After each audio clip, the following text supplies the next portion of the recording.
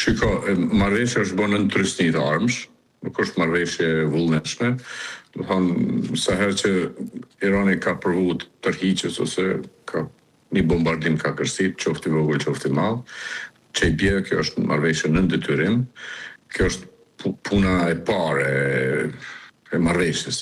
Ndërsa si emet tjetër është se po duket sikur Izraeli është menjenu për kësaj marrëveshje, është anashkalu, edhe mendoj që kjo është shumë e rrezikshme në rrethana të tilla, sepse Izraeli nuk e ka vështirë me u tërheq prej Libanit për shembull, sepse Hezbollah në Liban është përforcuar interesant gjatë kohës së bombardimit prej se ka filluar me Iranin lufta, ata edhe më shumë janë forcuar.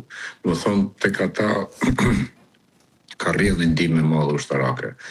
As shumë janë forcuar sa ushtria e Libanit praktikisht është e parëndësishme përballë Hezbollahut.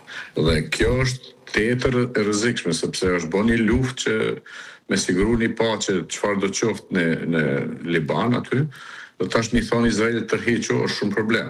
Këtë po tham për shkak se as opozita e Izraelit, as opozita nuk e ka pranuar këtë marrëveshje të Trumpit. Mos të foli për radikalet, ata më vështirë. Dhe si konsideroni se do të veprojë në këtë rast Trump dhe SBA-ja në përgjithësi dhe Zyrtuvja kanë qenë ndoshta të shtyrë pak a shumë për shkak se nëse mund të themi ka qenë një farë lloj momenti i fundit që brenda SBA-s Trump ta përfundoi këtë luftë normalisht për shkak të rritjes së madhe të çmimeve dhe presionit të vazhdueshëm që atij vjen nga brenda për këtë çështje.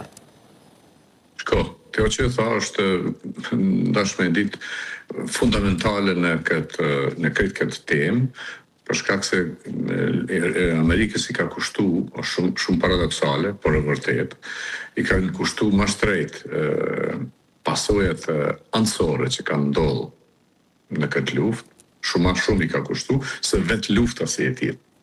Më thonë, edhe është rrezikuar edhe petrodollari, mos harrojmë, Amerika këtas natyrisht nuk e pranon, dhe tani në kushte çfarë është Izraeli, Amerika po duket e ka pa një mundësi që edhe me anashkalu nuk ndodh na e keqe, na e mosmarrveshje apo çfarë tjetër, por sidoqoftë Izraeli e ka jetike këtë.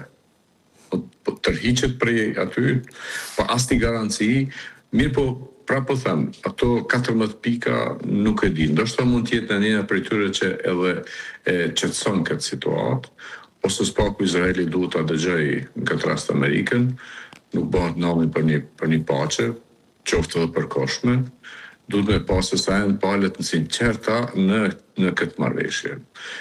Në botë, dhe sot çfarë lexova, çfarë dëgjoj, analistat ndryshëm, institucionet ndryshme, domethënë janë tejet skeptike për një marrëveshje serioze ose gjatëqëndrueshme.